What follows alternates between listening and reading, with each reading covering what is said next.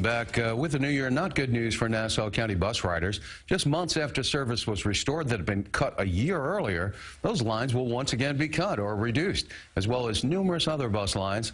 The private bus company running the service says labor costs are higher than projected, and that less subsidy money from financially failing Nassau County has left them with no choice but to plan for the big reductions in bus service that's relied upon by thousands of people to get to work, school, or home every day.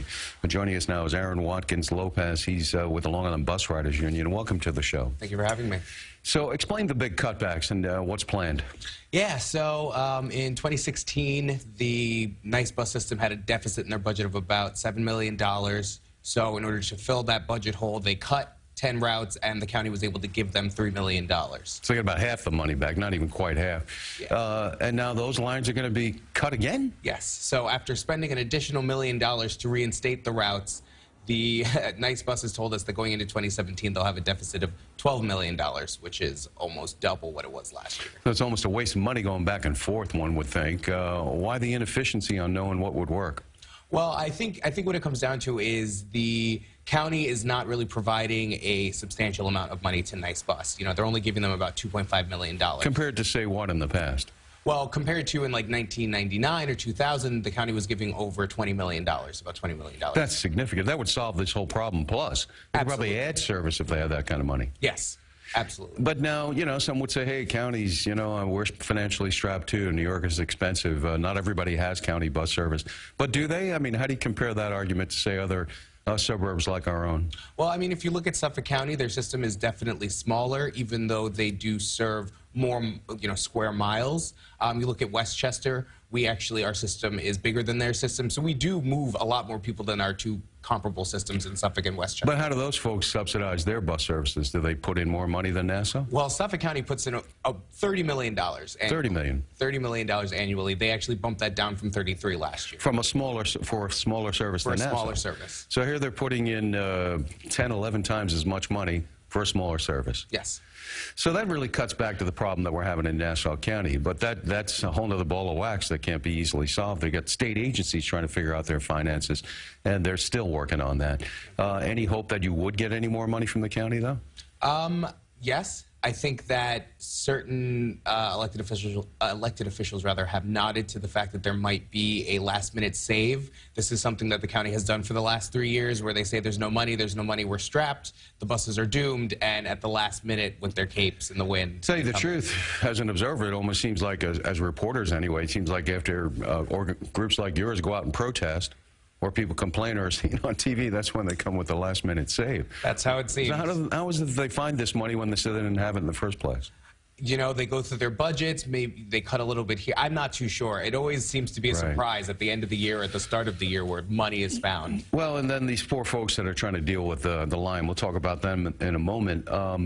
What other lines are going to be cut? Because we're not just talking about the ones that got chopped last year and then partially restored. Now we're talking on top of that? Yeah, we're talking about an additional 8 routes being cut, and these are not, you know, low ridership routes, as NICE bus calls them. What do you mean? You mean these are fairly well filled? These are routes that have 1,000 people on them. Do they make money?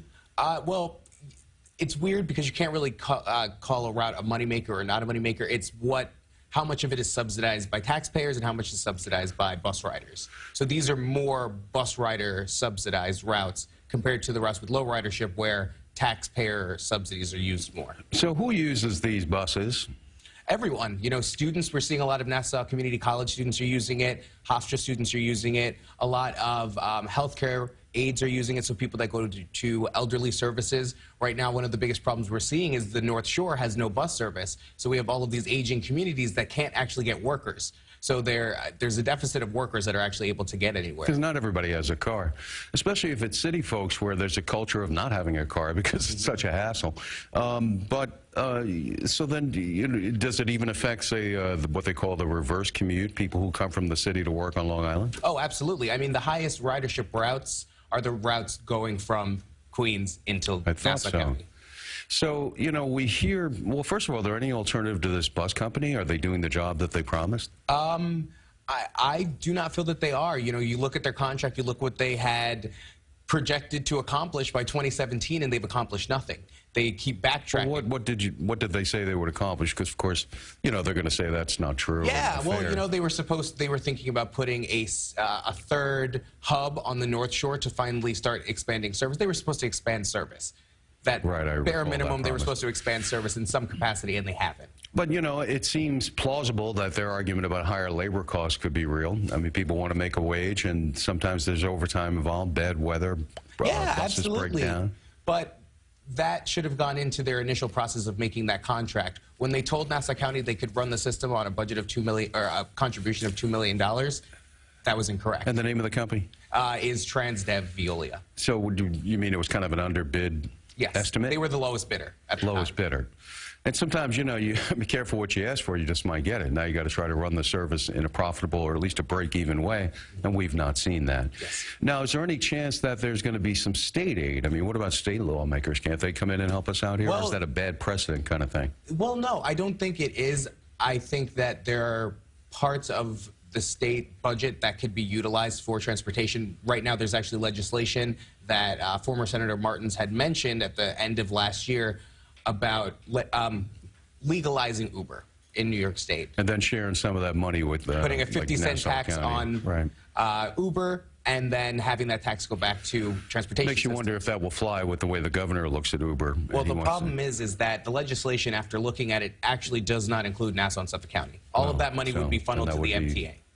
Would just go to the MTA, which would help commuters in general, but not people using Nassau. But how many riders use Nassau bus? It's a little bit under 100,000 riders. 100,000. So this is not. I think people often think, oh, they see a few people standing at a bus stop. No. These are bus stops that have 8, 10 people. I mean, a lot of riders are passed up. These routes are so crowded with people. So when will these cutbacks occur if nothing happens? April 1st is the deadline that we've heard. April Fools. Why, you know, I think some people should think about changing using April 1st as anything that comes with bad news. Well, Aaron Watkins-Lopez with the Long Island Bus Riders Union, thanks for coming in and talk to us about what is ahead, unless there's some help brought in from some source. We'll see what happens. And when